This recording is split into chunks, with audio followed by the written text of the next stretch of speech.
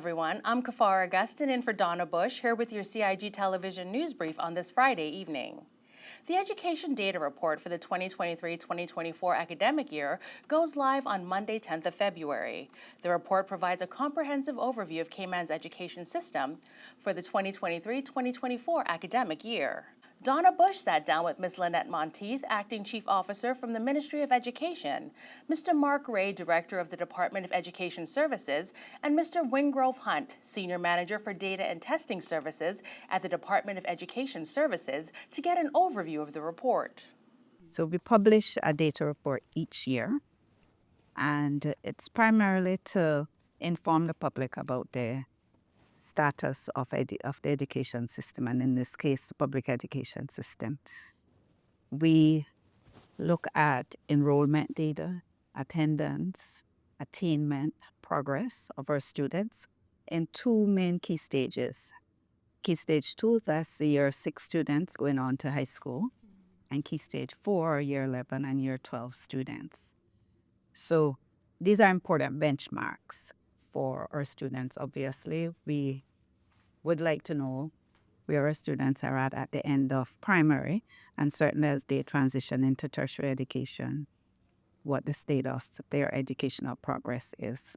While significant strides, which have been made across several key areas, demonstrating the effectiveness of current policies and targeted interventions, the interview also highlighted some of the persistent challenges that remain. English has always been strong in terms of our output for English, but we are growing slowly in mathematics, which is, if you look at the what we consider to be the expected standard, it is 5 or more subjects, including English and math. We have students who get 8, 9, 10 subjects, but they don't seem to be able to achieve a qualification in math.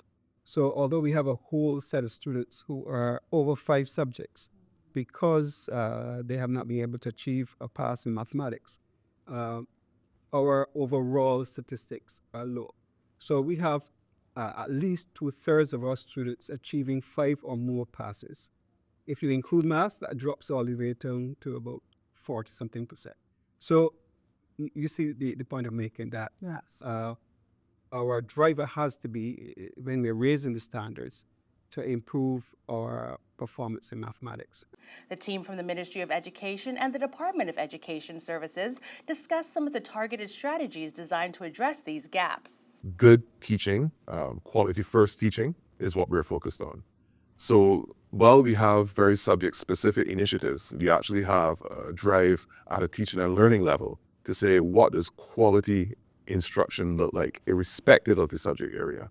Because when we can get quality instruction in our classrooms, then you just add on top of that the content specific to the particular area. But whether it's planning, good questioning, pacing, all of those things are critical. Yeah. So that's the real key that will help us to drive improvement. The data report goes live on Monday, 10th of February on the ministry's website, gov.ky/education, and the department's website, schools.edu.ky. Stay tuned, we will also be airing the full interview next week.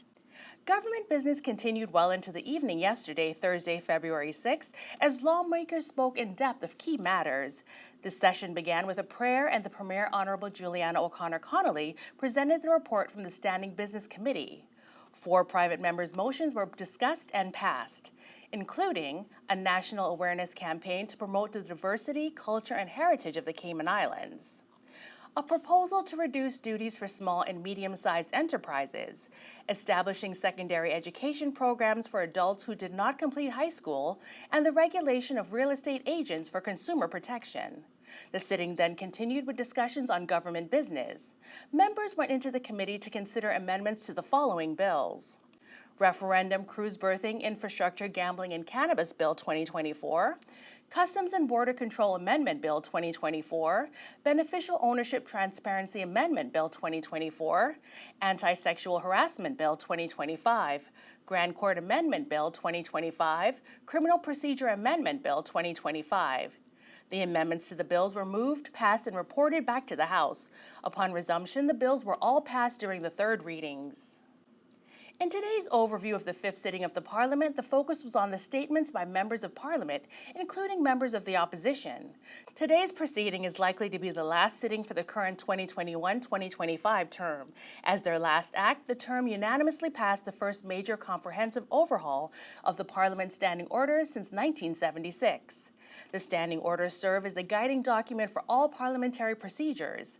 CIG TV will bring more details on the historic amendments to the standing orders in the upcoming week. In the meantime, you can watch all the previous sittings on the CIG TV YouTube channel. Finally, there will be a phased reopening of Edward and Main Streets on Monday, 10th of February 2025, as above-ground works conclude. The Ministry of Planning, Agriculture, Housing, Infrastructure, Transport and Development, in collaboration with the Georgetown Revitalization Initiative, announced several key roadworks and traffic adjustments will be implemented to enhance accessibility and mobility within the area, including a full repavement and restripping of Edward Street to enhance road conditions and safety, while the Main Street traffic flow will be retained as one way. The Ministry of PAHITD and the GTRI appreciate the public's patience and cooperation throughout this transformative initiative. For more information, visit georgetownrevitalization.com. Turning now to our weather outlook for this Friday, calls for partly cloudy skies tonight. Over the weekend, Saturday shows a slight chance of afternoon showers, while Sunday looks to be mainly sunny. Winds are from the east to northeast at 10 to 15 knots. We can expect moderate to rough seas with wave heights of 3 to 5 feet. A reminder to check out the best source for local weather coverage online. That's the Cayman Islands National Weather Service's website and their Facebook page. If you're watching us on our Cayman Islands Government YouTube channel, we ask that you take a moment to like, share, and subscribe for the most accurate local government news.